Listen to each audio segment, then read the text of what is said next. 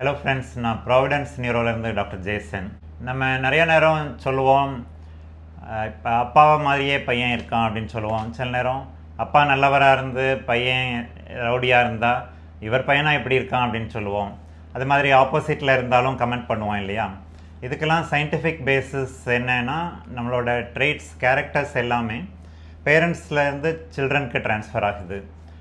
இதை வந்து ஜெனட்டிக்ஸ் அப்படின்னு சொல்லுவாங்க. இந்த ஸ்டடியை வந்து ஜெனட்டிக்ஸ் அப்படின்னு சொல்லுவாங்க.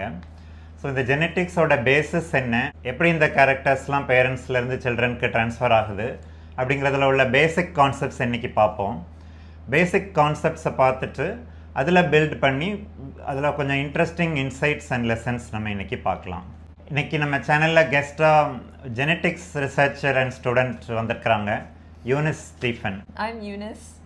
I'm a genetics student in my final year of college. நம்ம பாடியில் உள்ள எல்லா செல்ஸ்லேயுமே டிஎன்ஏ அப்படின்னு ஒரு சப்ஸ்டன்ஸ் இருக்குது. இந்த டிஎன்ஏயை டைட்டாக பேக் பண்ணி குரோமோசோம்ஸ் அப்படின்னு ஒரு ஸ்ட்ரக்சரில், செல்லில் நியூக்ளியஸ் அப்படின்னு ஒரு பார்ட்டில் இருக்குது.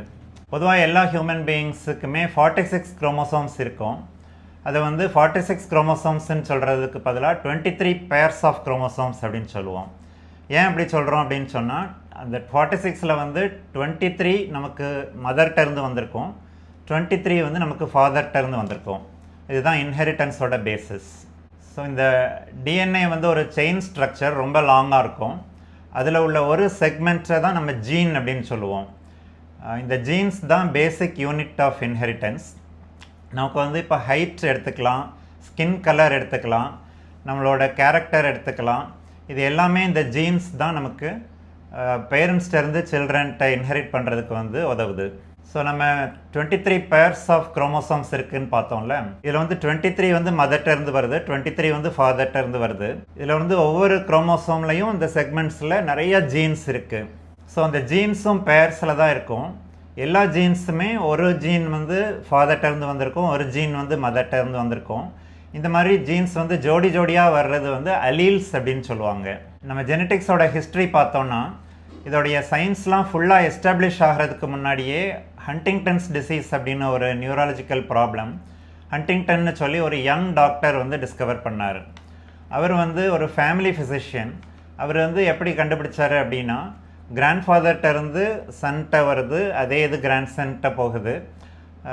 இந்த மாதிரி தலைமுறையாக ஒரு டிசீஸ் ட்ரான்ஸ்ஃபர் ஆக முடியும் அப்படிங்கிறத ஃபஸ்ட்டு அவர் வந்து கண்டுபிடிச்சார். அதுக்கப்பிறகு பல வருஷத்துக்கு பின்னால் கிரெகர் ஜோஹன் மெண்டல் அப்படின்னு சொல்லி ஒரு சயின்டிஸ்ட் வந்து பிளான்ட்ஸை வச்சு நிறையா ஸ்டடீஸ் பண்ணி ஜெனட்டிக்ஸ் வந்து ஒரு சயின்ஸ் அப்படிங்கிறத சாலிடாக எஸ்டாப்ளிஷ் பண்ணார். ஸோ ஒவ்வொரு கேரக்டருக்கான ஜீனும் மதர்கிட்டருந்து வருது, ஃபாதர்கிட்டருந்து வருது, அப்படி பேர்ஸில் வருது அப்படின்னு பார்த்தோம்ல, ஜோடி ஜோடியாக வருது, அது அலீல்ஸ்ன்னு பார்த்தோம். ஸோ இப்போ ஒரு டிசீஸ் எடுத்துக்கிட்டோம், ஃபார் எக்ஸாம்பிள் ஹண்டிங்டன்ஸ் டிசீஸ் எடுத்துக்கிட்டோம் அப்படின்னு சொன்னால், அந்த ஃபாதருக்கு அந்த டிசீஸ் இருந்துச்சு அப்படின்னா, அந்த ஹண்டிங்டன்ஸ் டிசீஸ்க்குள்ள ஜீன் வந்து ஃபாதர்கிட்டருந்து ஒன்று வரும், அதோடைய அதே ஜோடி வந்து மதர்கிட்டருந்து வரும், அது வந்து டிசீஸ்க்கு நெகட்டிவாக இருக்கும். ஸோ நம்ம ஹண்டிங்டன்ஸ் டிசீஸ்க்கு பதிலாக எல்லாருக்கும் புரிகிற மாதிரி ஒரு சிம்பிள் டிசீஸ் எடுத்துக்கிடுவோம். கொலஸ்ட்ரால், ஹை கொலஸ்ட்ராலுக்கு ஒரு ஜீன் இருக்குது அப்படின்னு வச்சுக்கிடுவோம்.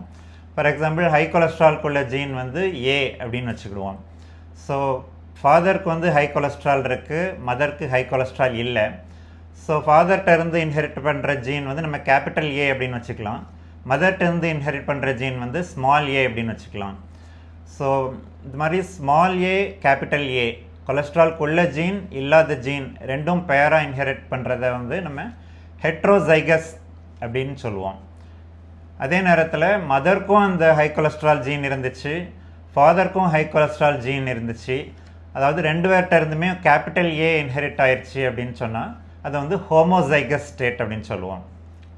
அதே நேரத்தில் ஃபாதருக்கும் ஹை கொலஸ்ட்ரால் இல்லை, மதருக்கும் ஹை கொலஸ்ட்ரால் இல்லை, ரெண்டு பேர்கிட்ட இருந்துமே ஸ்மால் ஏ, டிசீஸ் இல்லாத ஜீன் தான் இன்ஹெரிட் பண்ணியிருக்கோம் அப்படின்னு சொன்னால் அதுவும் ஹோமோசைகஸ் தான், ஆனால் without the disease. So with டிசீஸும் ஹோமோசைகஸாக இருக்கலாம், விதவுட் டிசீஸும் ஹோமோசைகஸாக இருக்கலாம். ஹெட்ரோசைகஸ் அப்படின்னு சொன்னால் ஒரு ஜீன் வந்து பாசிட்டிவ் ஃபார் டிசீஸ், ஒரு ஜீன் வந்து நெகட்டிவ் ஃபார் டிசீஸ் அப்படின்னு அர்த்தம். ஸோ இது வரைக்கும் நம்ம ரெண்டு கான்செப்ட் பார்த்துருக்கோம். ஒன்று வந்து genes are the basic unit of inheritance, ரெண்டாவது வந்து அந்த டிசீஸ்க்கான ஜீன்ஸ் வந்து ஹோமோசைகஸாக இருக்கலாம், ஹெட்ரோசைகஸாக இருக்கலாம் அப்படின்னு 2 டைப்பாக பார்த்துருக்கோம். மூணாவது ஒரு கான்செப்ட் பார்ப்போம். இந்த ஜீன்ஸில் வந்து டாமினன்ட் ரிசசிவ் அப்படின்னு நம்ம 2 வகையாக பிரிக்கலாம்.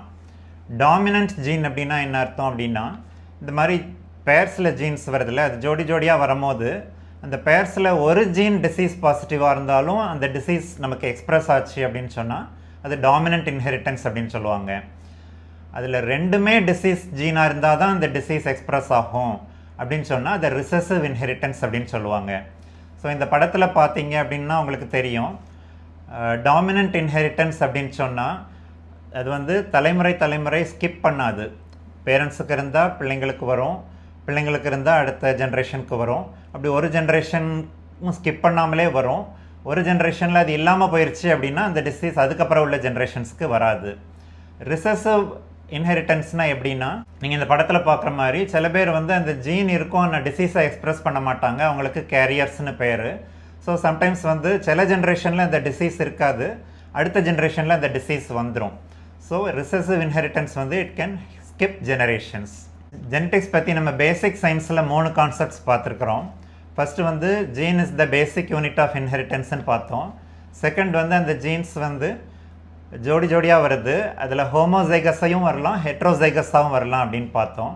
மூணாவது வந்து டாமினன்ட்னா என்ன, ரிசசிவ்னா என்ன அப்படின்னு பார்த்தோம். இந்த கான்செப்ட்ஸில் பில்ட் பண்ணி அது மூலமாக ஒரு 3 இன்சைட்ஸ் நம்ம பார்க்க போகிறோம். Eunice will start off with the explanations.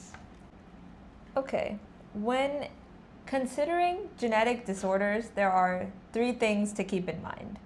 The first is that for diseases that are inherited recessively, which means you need 2 copies of the disease allele to have the disease, people can carry 1 copy and still not have the disease, but they can pass that copy down to their children, and that means their children could have the disease. This is why people with healthy parents can still have genetic disorders. And so even if both parents are healthy, the children might still have the disorder. So point 1 என்ன அப்படின்னா, யாரோ ஹெல்த்தியாக இருக்கிறாங்க அப்படிங்கிறதுக்காக அவங்களுக்கு அந்த disease gene இல்லைன்னு அர்த்தம் கிடையாது. அந்த ரிசசிவ் பேட்டர்ன் ஆஃப் இன்ஹெரிட்டன்ஸில் நம்ம பார்த்த மாதிரி சம்டைம்ஸ் அவங்க ஃபினோடிபிக்கலி நார்மலாக இருப்பாங்க, ஆனால் அவங்களுக்கு அந்த டிசீஸ் ஜீன் வந்து ஹிடனாக இருக்கலாம். They may be carriers. The second point is that because these alleles are passed from parents to children, there are some alleles for diseases that are very rare in the overall population. But since alleles are passed from parents to children, those alleles might be more common within a family than they are overall in the full population. Because of this, consanguineous marriages, so marriages between people in the same family, like cousins or second cousins, have an increased chance of having these recessive diseases in their children, because the recessive allele is more common in that family, so there's a higher chance of that child getting 2 copies of that disease allele and getting the disease. So இந்த recessive inheritance அப்படின்னு பார்த்தோம்ல, இது வந்து general பாப்புலேஷனில் அது ரேராக இருக்கலாம் அந்த problem. ஆனால் நிறைய பேர் சில ட்ரெடிஷன்ஸில் வந்து அவங்க கசின்ஸு ரிலேட்டிவ்ஸையே மேரி பண்ணுறாங்க அப்படி தானே, அவங்களுக்கு வந்து இந்த ரிசசிவ் ஜீன்ஸ் வந்து பேர் ஆகி அந்த டிசீஸ் எக்ஸ்ப்ரெஸ் ஆகிறதுக்கு வாய்ப்பு வந்து ரொம்ப அதிகம். ரிலேட்டிவ்ஸை மேரி பண்ணலன்னா கூட நிறையா பேர் சேம் கம்யூனிட்டி அந்த மாதிரி மேரி பண்ணுறாங்கல்ல, அதில் வந்து இந்த ரிசசிவ் டிசீசஸ் எக்ஸ்ப்ரெஸ் ஆகிறதுக்கு வாய்ப்பு அதிகம். இதனால தான் கன்சாங்குனஸ் மேரேஜ், அதாவது இந்த ரிலேட்டிவ்ஸ்குள்ளே சேம் கம்யூனிட்டிக்குள்ளே ரொம்ப க்ளோஸாக இருக்கிறவங்கள மேரி பண்ணுறது வந்து scientifically not advisable. And the third point is that there are 2 common expression patterns for genetic disorders, and they're called incomplete penetrance and variable expressivity. So incomplete penetrance is when even if you have the alleles you need to get the disease, you can not show that disease. And variable expressivity is even if you have those alleles for the disease, it might not be as severe, or like 2 people with the same disorder might not have the same level of severity. Because of this, even if you learn that you have a genetic disorder, you or someone you know, it doesn't mean that it will be very severe or that they'll even express that many symptoms at all. So if you or someone you know receives a diagnosis for a genetic disorder, avoid comparing yourself to other people with the same disorder and follow your doctor's advice. So பெனட்ரன்ஸ்னால் என்னென்னா நமக்கு அந்த gene இருந்தாலே disease வந்து சிவியராக இருக்கும் அப்படின்னு அர்த்தம் கிடையாது. ஸோ நம்ம இதை எப்படி பார்க்கலாம் அப்படின்னா, விதை எப்படியோ பயிர் அப்படி தான், ஆனால் மண்ணும் பராமரிப்பும் எப்படியோ அந்த மாதிரி தான் அந்த செடி வளரும், அப்படி தானே? இதில் மண் வந்து நம்ம சுற்றுச்சூழல்னு எடுத்துக்கலாம், பராமரிப்பு வந்து நம்ம வாழ்க்கை முறை, லைஃப் ஸ்டைல் அப்படின்னு எடுத்துக்கலாம். ஸோ நமக்கு ஒரு ஜெனட்டிக் டிசீஸ் இருக்குது அப்படிங்கிறனால நம்ம அதை ரொம்ப ஃபேட்டலிஸ்டிக்காக கண்டிப்பாக நம்ம லைஃப் இப்படி தான் இருக்க போகுது அப்படின்னு எடுத்துக்கக்கூடாது. நம்மளுடைய சுற்றுச்சூழலையும் லைஃப் ஸ்டைலையும் பொறுத்து தான் அந்த டிசீஸோடைய எக்ஸ்ப்ரெஷன் இருக்கும். அதனால் இன்ஃபேக்ட் அப்படி ஒரு ப்ராப்ளம் நமக்கு இருக்குதுன்னு நம்ம கண்டுபிடிக்கிறது வந்து ஆக்சுவலாக ஒரு அட்வான்டேஜாக கூட இருக்கலாம். ஏன்னா நம்ம அப்படி ஒரு ப்ராப்ளம் இருக்குது அப்படின்னு சொன்னால் அந்த டிசீஸ் வந்து சிவியராக எக்ஸ்ப்ரெஸ் ஆகாமல் இருக்கிறதுக்கு எதுவும் மெஷர்ஸ் இருந்தால் அதை நம்ம சீக்கிரமே ப்ராக்டிஸ் பண்ண ஆரம்பிச்சிருவோம், அதுக்கான ப்ரீகாஷன்ஸை கடைபிடிக்க ஆரம்பிச்சிருவோம், ஒரு ஹெல்த்தியான வாழ்க்கை முறையாக கடைபிடிக்க ஆரம்பிச்சிருவோம், அப்படி தானே? இன்கேஸ் நமக்கு ஒரு ஜெனட்டிக் டிசீஸ் இருக்குது அப்படிங்கிற ஒரு டயக்னோசிஸ் வந்தாலும் we need not lose hope. நம்ம வந்து அதுக்கு ஏற்ற மாதிரி நம்ம லைஃப் ஸ்டைலை மாற்றிக்கணும், டாக்டர்ஸ் அட்வைஸை ஃபாலோ பண்ணணும். ஆனால் அதை வந்து ஒரு டோட்டலாக ஒரு பெசிமிஸ்டிக்காக நம்ம லைஃப் மாறணுங்கிறது அவசியம் கிடையாது.